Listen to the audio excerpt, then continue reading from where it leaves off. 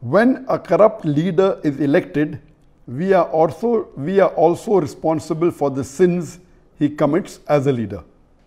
What should be our priorities while electing a leader? In today's circumstances, when we cannot find a loyal and honest leader, what should we do? Should we give our vote or waste our right to elect? A similar question is posed by Majid Khan from Hyderabad, India. What are the qualities which we should look for in today's age for selecting a leader for the Muslims? According to me, Dr. Zakir Naik would be my best choice to lead the Muslim Ummah today. Basically, the question posed here is that in today's world, most of the Muslim leaders are dishonest, they are corrupt. So who should we choose? Or should we let our vote go in waste? And the second question is that what are the qualities that a Muslim leader should have? And the brother suggested that I should be the leader, which will come to it later on, which I'll answer inshallah. As far as what should the qualities of a Muslim leader be, is the best exemplary Muslim leader in the world is our beloved Prophet Muhammad. That's the reason Michael H. Hart, he places him number 1 in the list of 100 most influential human beings in the history of humankind. Imagine he being a non-Muslim places Muhammad as number 1, and he says that Prophet Muhammad, peace be upon him, was not only successful as a religious leader, he was even successful as a social and a political leader. Because of that, he placed him number 1. That he was not only a successful religious leader, he was also a successful social and a political leader. So the best example of a political leader in the world today we have is Prophet Muhammad, peace be upon him. After that, we have the example of the Khulafa Rashidin, Hazrat Abu Bakr, Hazrat Umar, Hazrat Usman, Hazrat Ali. They are best examples for us after the Prophet. And that's the reason Michael H. Hart, he places Umar al-Khattab radiallahu anh, may Allah be pleased with him, as number 51, because he was a very successful leader. So if today, unfortunately, I don't know of any Muslim leader who is anywhere close to the quality of leadership of Prophet Muhammad, not even 0.001%. Leave aside that, not even close to Hazrat Umar radiallahu anh. Umar bin Khattab, mashallah, he was so successful that he expanded the rule of the Muslim empire, mashallah. And if you read his seerah, you will find the example how a Muslim leader should be. Unfortunately today, none of the Muslim leaders, we have about 56 to 57 countries in which majority of the people are Muslims. In some country 100%, some more than 95%, some more than 90%, some more than 50%. There are about 57 countries in the world out of a little bit more than 200 countries. That means more than 27% of the countries in the world, there are countries in which Muslims are in majority. Unfortunately, none of these leaders are anywhere close to Umar al-Khattab radiallahu anh. Nowhere close. And if you read the seerah of Hazrat Umar, may Allah be pleased with him, he told his family that if any of my family members break any of the rules, they will get double punishment, because the family of a caliph should be following the rules much more than others. If they break any rule, they will get double punishment. And you have several examples. Unfortunately, we find today that most of the Muslim leaders, they are more, as the sister rightly asked the question, that most of them are corrupt, most of them are dishonest, they are involved more in making money for themselves, unfortunately. Just let me give you one example of Hazrat Umar radiallahu anh. That when he was the Khalifa, he had 2 of his sons, Abdullah and Ubaidullah, may Allah be pleased with them both. When they went to the governor of Basra, when they were passing Basra, the governor called them and he was very happy to meet them. He said, what can I do for you? Then he said, why don't you give this amana to Amirul Mu'minin, to your father, the Umar al-Khattab radiallahu anhu. But I give you permission that on your way you can utilize the money for business, and when you get the principal amount back, keep the profit, and you can give the principal amount back to Amirul Mu'minin. So both the sons of Umar radiallahu anhu, they take the money, and on the way they do business and they get a huge profit, and they go and give the principal amount to their father Amirul Mu'minin, and they say, this is what the governor of Basra said, and this is the amana. So Hazrat Umar was angry, and he asked his sons that, did the governor give this money to somebody else? They said no. So how come he has given it to you? So Umar radiallahu anhu commanded to his sons that give the principal amount as well as the complete profit. Give everything to Baitul Mal. Then the people who were close to Hazrat Umar radiallahu anhu, the other Sahabas, they told that this is a business deal and the permission was given by the governor. So what is their fault? And if it's a business deal, we are allowed to do that. So finally, after a lot of discussion, when they said that, he should change his ruling, then Hazrat Umar radiallahu anhu said, okay, fine, give 50% of the profit to the Baitul Mal. So we see he was so strict, and he made it a law that any of his governor, before they appointed, he checks their wealth. And once they relieve the post, he checks their wealth again. And he allows only a small percentage of increase. Anything more than that, he said, give it to Baitul Mal. Not that he accused them of corruption. No. He said that means even if you spend more time in the worldly affairs, you're not fit to be a governor. If you want to be a governor under my rule, you have to give your pure time to your duty. Even if you make money, honestly, that is not your purpose. Unfortunately, we see today in the Muslim Ummah, most of the Muslim leaders, they are far away from the deen. If you just take the basic concept of Salah, I believe more than 50% of the Muslim leaders, they may not be offering 5 times Salah in congregation. There may be a handful, just a small percentage who may be offering 5 times Salah, that also in a congregation. So unfortunately, the state of the Muslim Ummah today, we have gone far away from the Quran and Sunnah.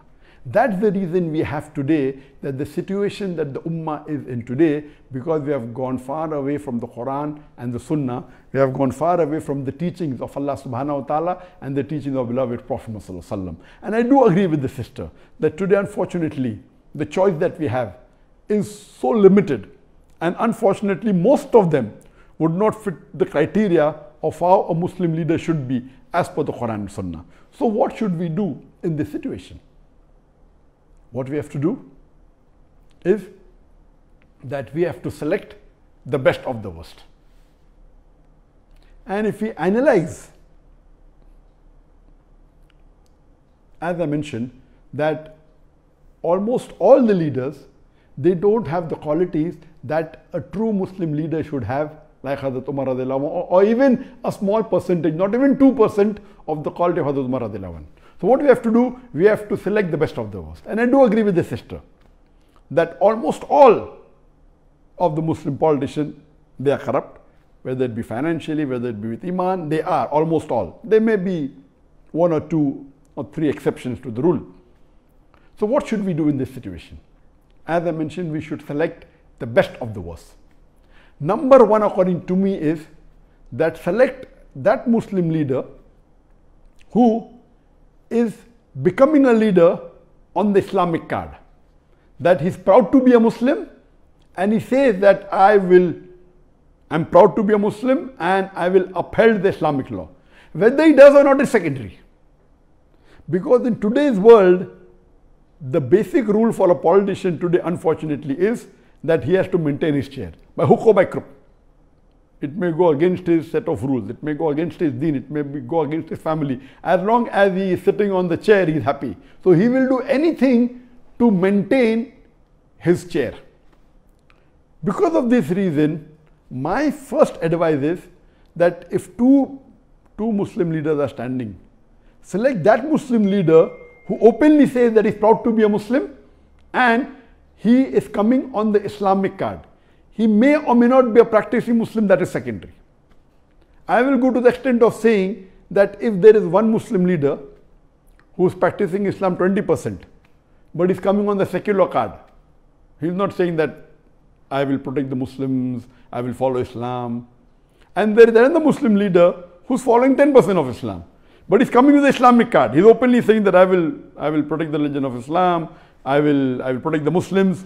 Better select the person who is following 10% Islam as coming with the Islamic card rather than the other Muslim leader who is following 20% and is not coming on the Islamic card, because the person who is not coming on the Islamic card will not go out of his way to follow the Islamic principles, because that was not his trump card to win the election.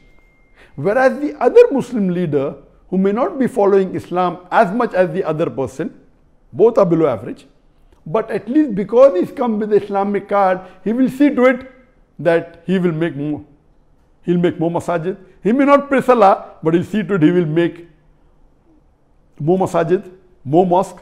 He will protect the law of Islam. He will help the Muslim, because his trump card to win the election was the Islamic card. This is a very key point.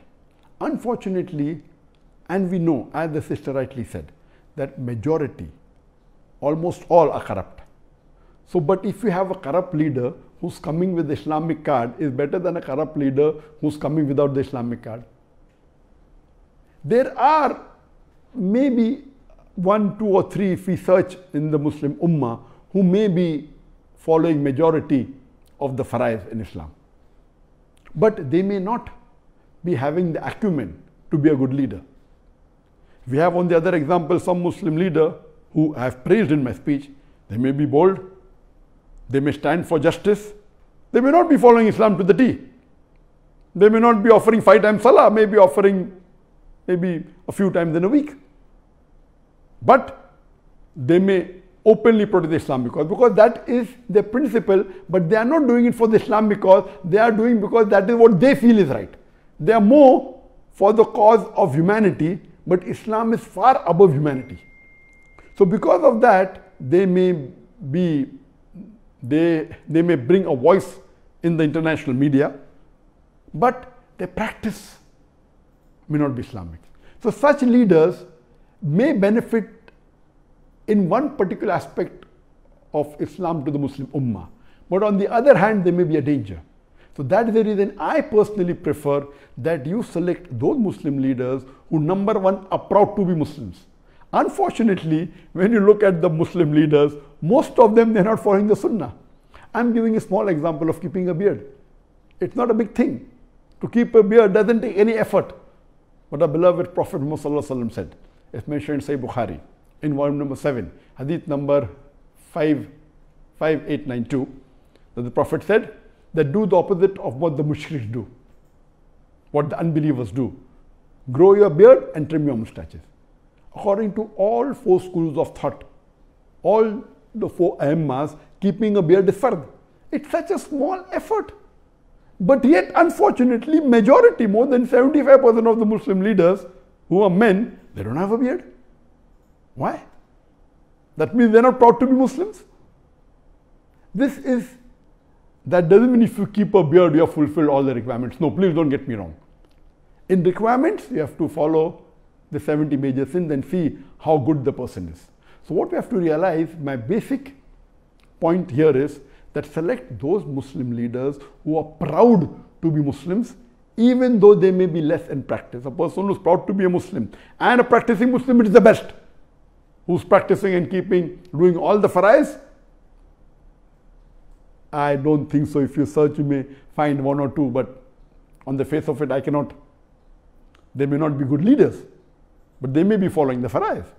So here, see to it that you elect those who are coming with the Islamic card and those who are proud to be Muslims and present themselves as Muslims, are not shy when they meet the non-Muslim leaders. They're not shy to present themselves as Muslims. Now coming to the second part of the question, that these criterias, the best is read the seerah of the Prophet and seerah of Hazrat Umar radiallahu anhu, Hazrat Abu Bakr, Hazrat Usman, Hazrat Ali, and you see the examples in their life, how honest And none of these leaders, they wanted to become leaders. The hadith of the Prophet, anyone who wants to be an Amir, wants to be a leader, is not the right person. Here we find that most of the leaders want to be leaders. In the Islamic teachings, a person who himself wants to be a leader should not be made the leader. The other people who make him, and all the Khalifas, they were made by others. And you have these examples. As far as the question posed by the brother Majid, that he feels that Dr. Zakir Naik is the best choice, I'm sorry, I disagree with you totally. I don't have the qualities to be a leader at all. And I don't consider myself. And what I've seen in my life, in my personal life, I've seen that many religious people, when they enter into politics, almost all of them went away from their deen. I know several scores of Muslims who are very good practicing Muslims, who are offering 5 times salah, who are very honest, and they give such beautiful lectures. But the moment they entered politics, they got corrupt, they got influenced. Because unfortunately, the ummah that we have today, they are not like the Sahabas at the time of the Prophet and Khulafa Rashidin. Our Khulafa Rashidin, first they would take decision thinking, what would Allah want me to do? They were more scared of disappointing Allah. Today, our politicians are more interested in how it will benefit them personally. They don't want to disappoint the vote bank. The Khulafa Rashidin, they did not want to disappoint Allah. They would take a decision which would be completely against them, as long as it pleases Allah. As Allah says in the Quran in Surah Nisa chapter 4 verse number 135, that Ya ayyuhalladhina amanu, oh you believe, stand out for justice as witness to Allah subhanahu wa ta'ala, even if it be against yourself, against your parents, against your kitokin, against the rich or poor. Allah protects all. So such type of quality, there were many times the question was asked to me in India that why don't I enter politics? And I said that, why do you want to become enemy? I have to jokingly tell them. Because in today's world, if you enter politics, there are high chances that you will spoil your akhirah. Very high chances. Because the way the ummah and the society is made, that if you want to live and remain in that seat, you will have to compromise on your principles. And the best example I can give you is of Dr. Israr Ahmad.